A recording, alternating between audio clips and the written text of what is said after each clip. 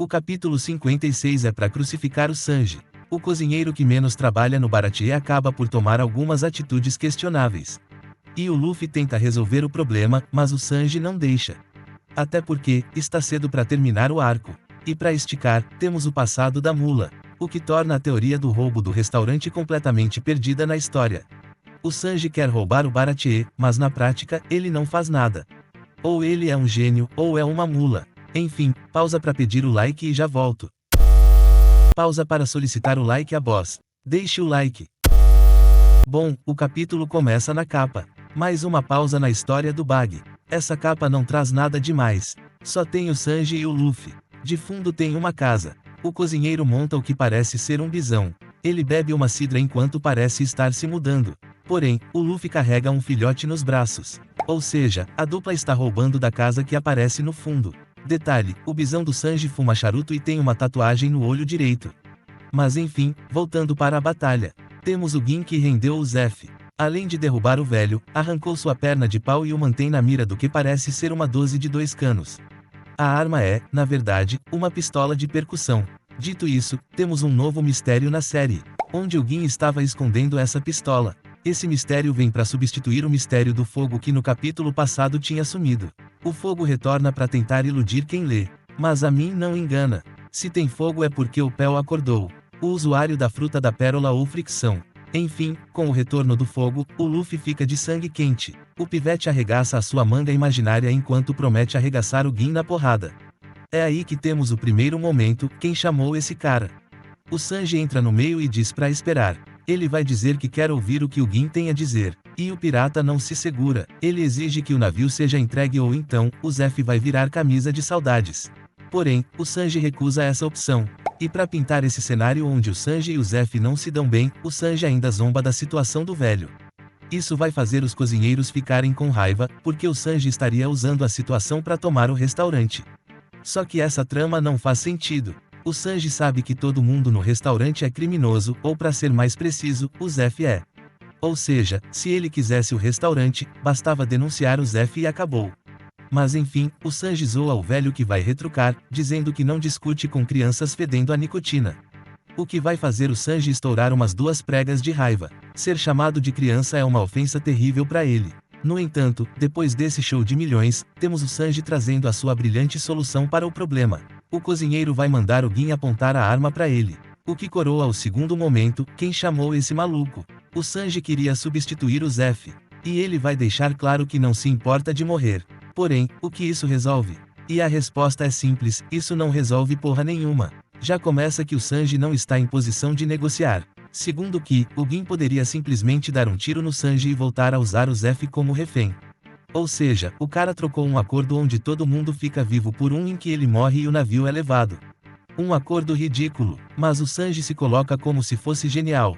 E como tudo acontece muito rápido, ninguém tem tempo de refletir a idiotice da coisa. Ainda mais com o retorno do Pel. O pirata do escudo vai dizer, se você quer morrer, vem comigo meu parceiro, e blau. O Pel partiu para cima do Sanji. O Pel faz algo que o Gin deveria ter feito.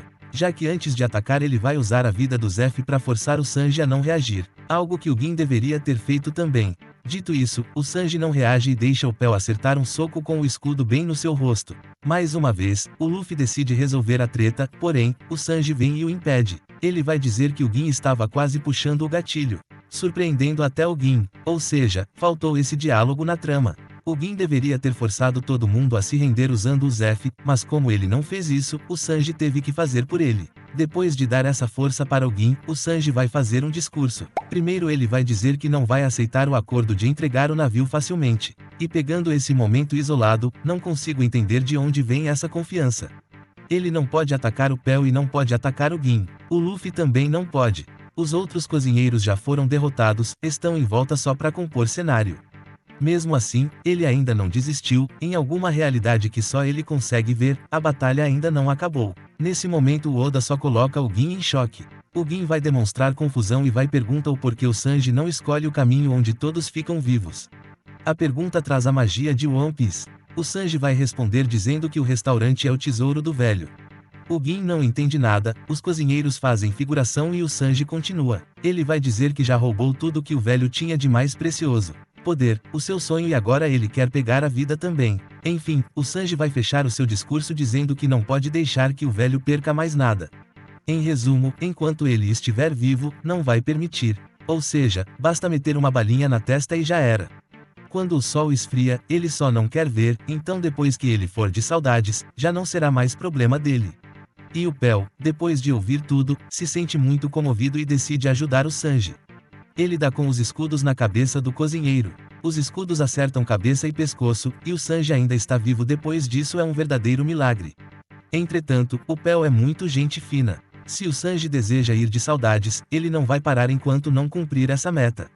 Então o pirata salta e lança um golpe ridículo, onde ele cai de vários metros de altura de cabeça bem no meio da coluna do Sanji. E vendo essa cena, eu tenho que concordar com a frase, na ficção japonesa, muitas coisas não precisam de explicação, você só aceita. O cara não quebrar o pescoço e o Sanji não ficar paraplégico é absurdo.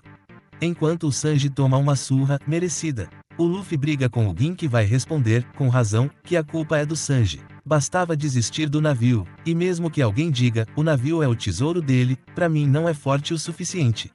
Posso estar com o coração amargo, mas o núcleo do arco é muito ridículo. Já começa aqui, se todo mundo foge antes do Krieg voltar, dava pra fugir com o dinheiro e comprar outro navio. Ou melhor, se os cozinheiros no lugar de esperar os piratas subirem na varanda pra lutar atacasse eles ainda no mar, a batalha seria outra coisa. A cada escolha merda, a batalha só se tornou cada vez mais impossível de ser vencida. Aí quando não existe matemática que calcule uma vitória do Sanji, eles recusam a opção de entregar o navio pela vida do Zeff. Porque o restaurante é o tesouro do Zeff. Olha como é fraco. No caso do Zoro, ele iria ser executado e por isso ele não desiste de lutar. O Usopp arrisca a vida dele porque os moradores da vila corriam risco de vida. E o Sanji coloca a vida dele e a do Zeff em risco por causa de um navio. E no caso do Zoro e do Usopp, a opção de lutar ainda existia. Nesse momento, a opção de lutar não existe mais. Nessa situação, o Sanji coloca a vida de todo mundo em risco por uma vitória impossível de alcançar. Dito isso, obviamente, estou propositalmente ignorando uma peça importante nesse esquema merda. E essa peça é o próprio Gin. Porque diferente do Pel, ele só está focado em fazer o pessoal desistir do navio. A primeira coisa que o Pel faz quando volta é dizer, se você se mexer o velho morre. Coisa que o Gin não faz. Se o Gin chega e diz, ninguém se mexe ou o velho morre, acabou a treta. Os piratas sem esforço nenhum iriam amarrar todo mundo e jogar no mar. Como o Gin não faz isso, fica claro que ele não está seguro da sua decisão. O Gin, para começar, não queria atacar o Baratie. Mas no lugar de ficar neutro, ele tomou um lado ao mesmo tempo que tenta poupar a vida dos cozinheiros. O Gin só não esperava que o Sanji seria uma mula que apostaria a vida de todo mundo numa luta perdida. Mas aí, o Oda sabe o que está fazendo. Ele sabia que se seguisse só nisso, o Sanji começaria a ser odiado aqui e isso não seria bom. Então ele puxa lembranças de um passado distante. Retornamos, ao que parece, 10 anos no passado. Época em que o Sanji era um aprendiz de cozinheiro em um navio cruzeiro chamado de Obit, um anagrama para óbito. Bom, nesse retorno vemos o Sanji todo animado, discutindo com 3 cozinheiros veteranos sobre um fantástico mar, chamado de All Blue. Além da precarização do trabalho, onde 4 pessoas cozinham para um navio enorme. Também vemos a destruição dos sonhos de um ser trabalhador. Ao contrário do Sanji, os veteranos não têm essa empolgação juvenil. Os cozinheiros, um a um, vão dizer que o All Blue é um mito. Que seria incrível, para eles, que um mar onde todo tipo de vida marinha existe e pode ser pescado existisse. Que tipo de pratos eles poderiam fazer? Porém, é um consenso. Os 3 veteranos vão dizer que o All Blue não existe. O que é muito bom. Imagine quantas espécies de peixe seriam extintas se pudessem ser facilmente pescadas. Uma prova que o Oda nunca gostou do Sanji. Olha o sonho do cara. Sabe o que o ser humano faz quando pode pescar qualquer coisa? Eles simplesmente exterminam espécies inteiras. Mas enfim, o Sanji acaba contrariado pelos veteranos, mas não desiste. Até porque, adultos não sabem de nada. Depois da discussão sobre o lendário mar, temos mais uma discussão interessante.